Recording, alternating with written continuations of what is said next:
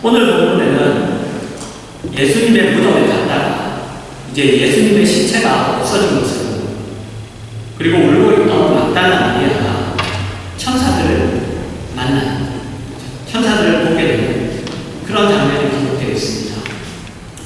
예수님의 무덤에 예수님의 시체가 없는 것을 본 막달라 마리아가 무덤 밖에서 울고 있다가 시체가 없는 걸 확인하고 그래서 무덤 밖에서 그것을 울고 있다가 다시 한번 무덤 안을 들여다봅니다. 그랬더니 거기에는 흰 옷 입은 두 천사가 예수님의 시체를 이어놓은 곳에 하나는 머리편에 하나는 발편에 앉아 계십니다. 예수님이 이렇게 누워 계시죠. 이 머리 쪽에 발 쪽에 이렇게 천사들이 앉아 있는 것을 보죠. 그때 천사들이 그녀에게 왜 우냐? 왜 우느냐고 이렇게 묻자 그녀가 이렇게 대답합니다. 사람들이 내 주님을 어디로 옮겼는지 아십니까? 사람들이 내 주님을 어디로 옮겼는지 아십니까? 그렇게 대답합니다. 여러분 이 장면이 여러분에게는 어떻게 보이십니까? 굉장히 아름다운 장면으로 그렇게 보이십니까? 어떻습니까? 사실 이 장면은 여러분 뭐랄까요? 우리가 가진 신앙의 내용을 가지고 보자면 잘못된 내용이죠. 그죠? 잘못된 내용입니다. 왜냐하면 막달라 마리아가 예수님의 시체가 없어진 것으로 인하여 울고 있기 때문입니다. 예수님의 시체가 없어져서 울어요. 예수님의 시체가 그러면 그대로 있었다면 그녀는 기뻐했겠죠. 여러분 울지 않았겠죠. 뭐 있어서 기뻐하지 것까지는 아니더라도 최소한 울지는 않았겠죠. 그리고 그랬다면 여러분 지금 우리가 믿고 있는 이 기독교는 존재하지 않는 거예요. 존재할 수가 없습니다. 당연히 예수님의 시체가 없는 것이 말하자면 그분이 부활하신 것이 기쁜 것이 아닙니다. 그러나 막달라 마리아는 예수님의 시체가 없는 것으로 인하여 울고 있어요. 여러분 막달라 마리아의 모습을 보면 마치 신앙에 있어서 우리의 모습을 보는 것 같습니다. 신앙에 있어서 우리는 성경이 이야기하는 진리나 성경이 이야기하는 사실 위에 우리의 신앙이 서기보다는 내가 가지고 있는 생각, 내가 가지고 있는 기대, 그리고 내가 가지고 있는 감정, 사랑 그런 것들 위에 우리의 신앙이 서기죠. 그러다 보니 실제로 기뻐해야 되는 것을 기뻐하지 못하고 자랑스러워해야 하는 것을 자랑스러워하지 못하고 오히려 부끄러워하고 두려워해야 하는 것들을 이렇게 혼동합니다. 혼동하죠. 그것에 대하여 성경이 이렇게 이야기합니다. 마태복음 28장 5절과 6절입니다. 천사가 여자들에게 말하여 이르되 너희는 무서워하지 마라. 십자가에 못 박히신 예수를 너희가 찾는 줄 내가 아노라. 그가 여기 계시지 않고 그가 말씀하시는 대로 살아나셨느니라. 와서 그가 누우셨던 곳을 보라. 천사들이 예수님을 찾아왔던 여자들에게 그가 말씀하시던 대로 살아나셨다. 그가 말씀하시던 대로. 누가복음 24장 5절과 6절입니다. 여자들이 두려워 얼굴을 땅에 대니 두 사람이 이르되 어찌하여 살아있는 자를 죽은 자 가운데서 찾느냐. 여기 계시지 않고 살아나셨느니라. 갈릴리에 계실 때에 너희에게 어떻게 말씀하셨는지를 기억하라. 천사들이 예수님을 찾아왔던 여자들에게 예수님이 어떻게 말씀하셨는지를 기억하라. 누가복음 25장 25절입니다. 이르시되 미련하고 선지자들이 말한 모든 것을 마음에 거두고 있는 자들이요. 우리가 이전에 봤던 말씀이죠. 지난 시간에 본 것처럼 예수님의 죽음 이후에 슬퍼하며 엠마오로 내려오는 제자들에게 예수님이 하신 말씀입니다. 여러분 제자들과 여자들은 예수님과 함께 있던 사람들입니다. 뭐 굳이 나눌 필요도 없죠. 왜냐하면 여자들은 제자들이었습니다. 예수님과 함께 있던 사람들입니다. 예수님이 하시는 말씀을 듣고 하시는 행동을 봤던 사람들입니다. 그분이 하셨던 모든 것들, 그저 그분과 함께 살았죠. 그 당시에 누군가에게 배운다는 것이 그냥 우리처럼 가서 지식을 배우고 이런 게 아니었죠. 함께 살면서 배우는 거였어요. 함께 살면서. 그래서 그것을 다 배웠던, 봤던 사람들이에요. 예수님과 함께하며 예수님의 가르침을 받았던 사람들입니다. 그리고 실제로 그 가르침 속에 예수님이 자신의 죽음과 부활에 대한 말씀도 하셨죠. 그리고 그들은 예수님에게 믿음을 고백했습니다. 그죠? 믿음을 고백했던 사람들이에요. 그러나 그럼에도 불구하고 그들은 이해하지 못하고 있다고 얘기합니다. 여러분 우리가 그렇죠. 여러분 우리가 가장 대표적으로 신앙생활을 하면서 우리를 가장 괴롭히는 것이 뭡니까? 항상 보면 우리는 항상 우리를 괴롭히는 것은 내가 이거야.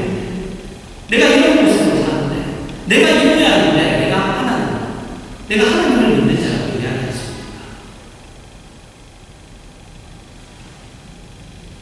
나에게 주어진 하나님이 나에게 주어주신 그 자리가 지금의 나의 모습의 그 격차, 그 격차, 그 거리감, 그 괴리감,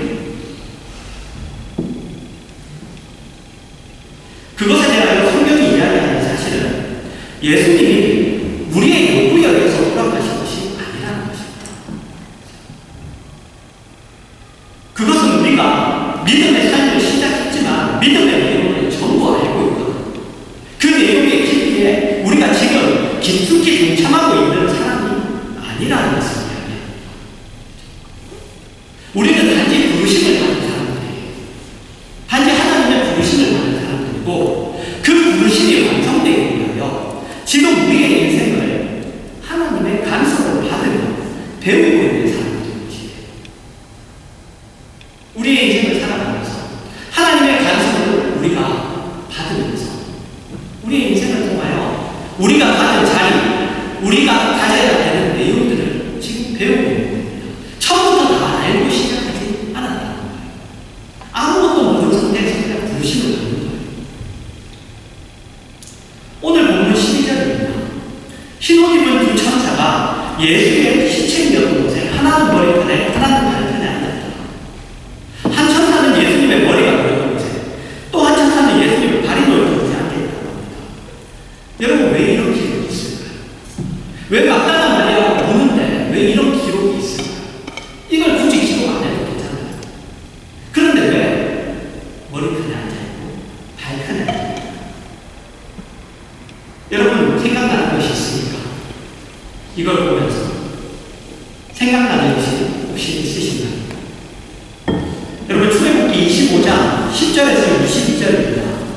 그들은 조각목으로 괴를 짜내 길이는 2규빗반, 너비는 1규빗반, 높이는 1규빗반이 되게 하고 너는 순금으로 그것을 싸되 그 안판을 싸고 위쪽 가장자리로 돌아가며 금태를 두르고 금고리 넷을 부어 만들어 네 발에 닿게 이쪽에 두 고리 저쪽에 두 고리를 달며 조각목으로 채를 만들어 금으로 싸고 그 채를 궤 양쪽 고리에 꿰어서 궤를 매게 하고 채를 궤의 고리에 꿰대도 두고 빼내지 말지며 내가 내게 줄 증거편을 궤 속에 둘지며 순금으로 속죄소를 만들 때 길이는 2규빗반 너비는 1규빗반이 되게 하고 금으로 그룹들을 속죄소 두 끝에 쳐서 만들 때 한 그룹은 이 끝에 또 한 그룹은 저 끝에 곧 속죄소 두 끝에 속죄소와 한 덩이로 연결할지며 그룹들은 그 날개를 높이 펴서 그 날개로 속죄소를 덮으며 그 얼굴을 서로 대하여 속죄소를 향하게 하고 속죄소를 궤 위에 얹고 내가 내게 준 증거판을 궤 속에 넣어라. 거기서 내가 너와 만나고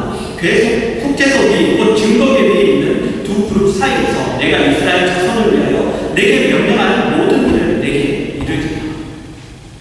여러분 속죄소에 대한 말씀입니다. 속죄소. 여러분 속죄소가 뭐죠? 죄를 속하는 재단이죠. 여러분 증거궤를 되잖아요. 증거궤는 이렇게 직사각형 모양으로 된 궤입니다. 궤. 그러니까 상자라고 하는데 직사각형으로 된 상자. 거기에 세 가지가 들어가죠. 두 증거판, 그리고 모세가 두 율법을 기록했던 그 두 돌판과 그리고 아론의 사랑의 지팡이, 그죠? 아론의 사랑의 지팡이를 거기 넣습니다.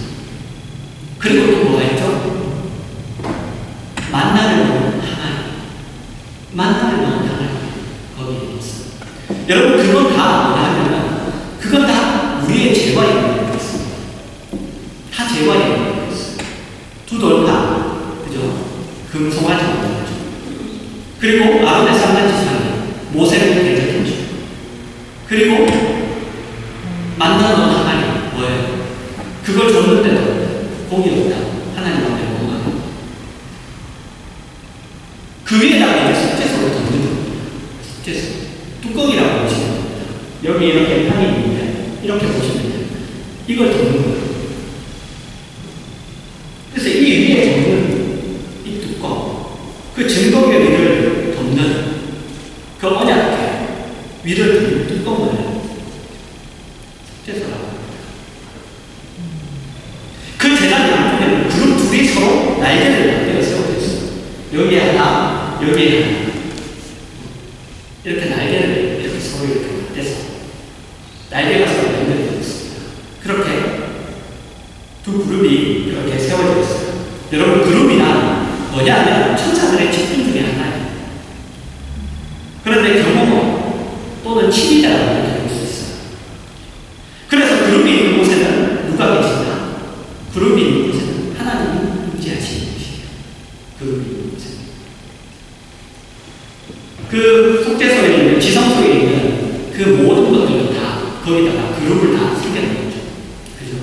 그 막고 있는 막에 다 그룹을 새겨놓은 거죠. 하나님이 임재하시는 그 속죄소에서 1년에 한 번 대제사장이 들어가지고 이스라엘 모든 백성의 죄를 속하기 위해서 1년 동안 지었던 모든 죄를 속하기 위해서 대제사장이 이제 그 속죄소에 지성소 안에 들어가는 속죄소 앞에 나가는 겁니다.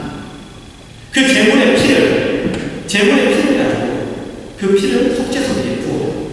그러면 이스라엘 백성들이 1년 동안 지은 모든 죄들이 속함을 받게 됩니다. 용서를 받아요. 그런데 속죄소라는 여러분 글자 거기 성경에 보시면 속죄소라는 그 글자에 숫자가 써 있어요. 숫자가 글씨가 있습니다. 밑에 보시면 뭐라고 써 있냐면 시은자라고 되어 있어요. 시은자. 속죄소를 시은자라고 해요. 왜냐하면 죄를 속하는 자리인 동시에 하나님이 은혜를 베푸시는 자리입니다. 베푸시자. 그 다음에 은혜 은자, 은혜할 때 은자, 자리 자자. 그래서 은혜를 베푸는 자리입니다. 죄를 속하는 자리인 동시에 은혜를 베푸는 자리이기 때문에 시은자라고 합니다. 속죄소는 우리의 죄를 속하기 위하여 우리 대신에 제물의 피로 우리 죄를 속하는 자리이기 때문에 우리가 피를 내지 않죠. 제물의 피 속하는 자리이기 때문에 동시에 은혜를 받는다는 것도 포함되어 있는 거예요. 그리고 그것은 전부 예수 그리스도와 그분의 대속사역을 상징합니다. 예수님이 우리 죄를 대신하는 제물이 되셔서 피를 흘리시고 우리가 제사함을 받습니다. 속죄소 양쪽에 두 그룹이 있고 그곳에는 하나님이 죄사함의 은혜를 베푸셨던 모습을, 그곳에서 하나님이 죄사함을 은혜를 베푸셨던 그 모습을 지금 무덤에서 예수님이 누우셨던 자리, 그 한 척에는 예수님의 머리 쪽에서 한 천사가 있고 예수님의 발 쪽에 한 천사가 있고 그 모습이 그대로 실현되어 있는 거예요. 그분이 우리의 제물이 되었어요.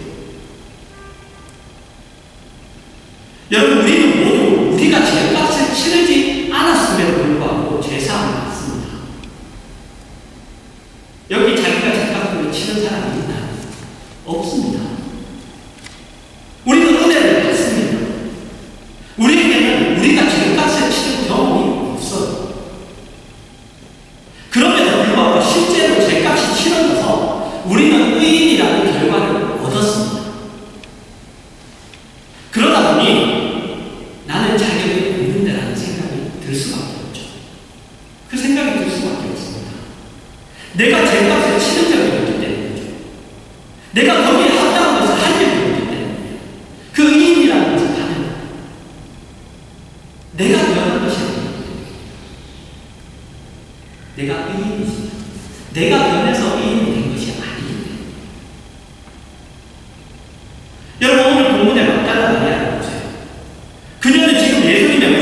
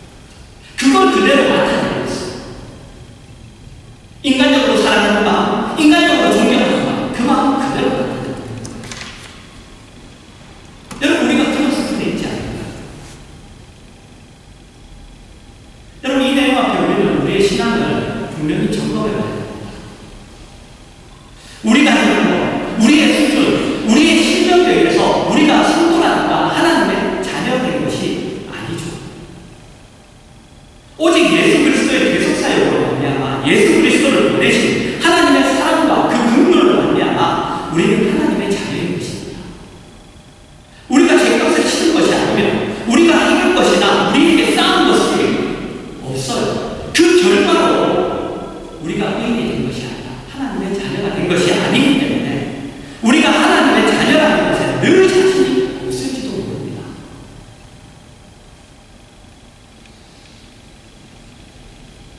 그래서 우리는 바로 성경 말씀을 근거로 해서 나에게 일어나는 일이 어떻게 가능합니까? 무슨 일이 나에게 도대체 일어나는 것입니까? 그럼에도 불구하고 주를 믿는다는 말을 할 수 있는가? 왜 주의 죽으심과 부활을 그토록 강조해야 하는 것인가? 이런 것들을 우리가 확인하고 그것으로 우리의 믿음의 기초를 삼아야 합니다. 여러분, 우리가 어떠함에도 불구하고 아무것도 우리가 이 모양 이 꼴인데도 불구하고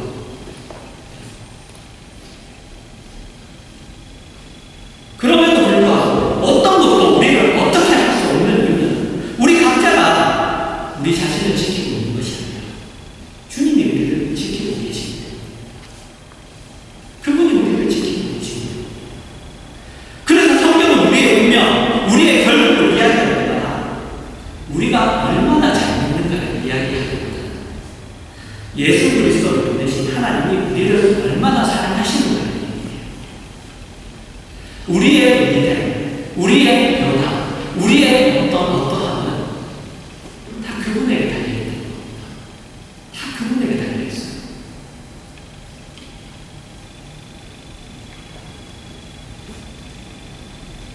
그래서 우리가 얼마나 잘 믿고 우리가 얼마나 하나님 앞에 신실하냐, 그것으로 너희가 하나님 앞에 결국은 영광의 자리로 갈 것이다, 그런 얘기 아닙니다. 다 하나님의 사랑, 내 안에 새 일을 시작하신 그분이, 우리 안에 새 일을, 선한 일을, 착한 일을 시작하신 그분이 그분의 날에 이루신 사도 바울의 고백이에요.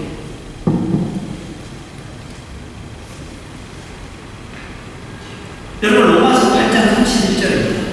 그런즉 이 일에 대하여 우리가 무슨 말을 하고 만일 하나님이 우리를 위하시면 누가 우리를 대적하리까? 여러분, 우리의 잘남이나 우리의 못난이 문제가 아니에요. 하나님이 내 편이십니다. 하나님이 우리 편인 거예요.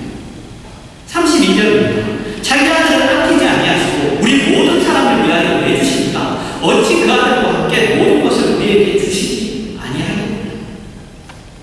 하나님이 얼마만큼 내 편이에요. 자기 아들을 주십니다. 온전히 내 편이십니다. 33절과 34절입니다. 누가 내게 하나님께서 택하신 자들을 고발하고 의롭다 하시는 하나님이시니 누가 정죄하고 죽으실 뿐 아니라 다시 살아나신 이는 그리스도 예수시니 그는 하나님 우편에 계신 자요 우리를 위하여 결구하시는 자시니라. 하나님이 우리 편이십니다. 35절입니다. 누가 우리를 그리스도의 사랑에서 끊으니 환난이나 공고나 박해나 기근이나 적신이나 위험이나 칼이나 우리의 어떠함에도 불구하고 우리를 하나님의 사랑에서 끊을 수가 없어요. 없습니다. 마지막으로 38절과 39절입니다. 내가 확신하노니 사망이나 생명이나 천사들이나 권세자들이나 현재이나 장래이나 능력이나 높음이나 기쁨이나 다른 어떤 피조물이라도 우리를 우리 주 그리스도 예수 안에 있는 하나님의 사랑에서 끊을 수 없으리라. 거듭거듭 강조하고 있죠. 거듭거듭 확인시키고 있습니다. 여러분, 이것이 우리의 믿음의 근거예요. 우리의 확신의 근거입니다. 내가 하나님 나라에 결국 가고야 합니다. 내가 그 영광의 자리에 결국 가고야 합니다. 그 근거예요. 내가 싸우나 내 행동으로 내 신앙의 근거가 되지 않아. 나의 은혜, 나의 어떤 변화, 그런 걸로 신앙의 근거가 되지 않아요.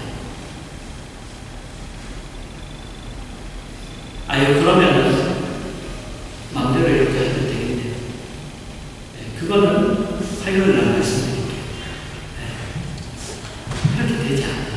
왜냐하면 그게 그렇지 않다는 걸 이전에도 여러 번 얘기했어요.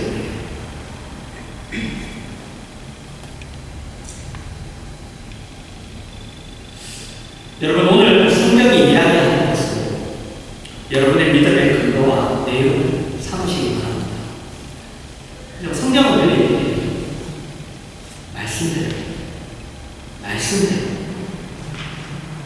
너가 느끼는 감정대로, 너가 경험한 경험대로 아니라 말씀대로.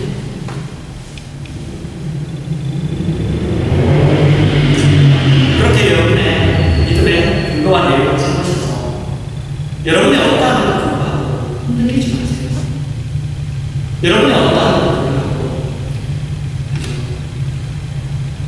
애랑 오래라, 대견해라, 그러지 마시고, 여러분이 부족함을 느끼게 그 내가 그 앞에 무너질 때마다, 그럴 때마다 여러분 하나님 앞에 도우심을 구하십시오. 도우심을 구하시고, 그리고 더욱더 그 구하심과 더욱더 순종하는 하나님의 구하는 은혜를 구하는 결심 여러분 나가시길 바랍니다. 우리 다 해봤잖아요. 내 노력으로 안 되죠. 우리는 어떤 것, 내가 한 말도 내가 안 지키잖아요. 내가 결심한 것도 내가 못 지키잖아요. 하나님의 은혜를 구하시면서, 그래서 우리는 은혜로 구원받고 은혜로 살고 은혜로 그 나라에 가는 거예요. 다 은혜입니다. 은혜 없이 되는 게 없어요. 그렇게 은혜로 구하시고 은혜로 사시는 그러한 결심이 여러분에게 있기를 주님의 이름으로 축원합니다.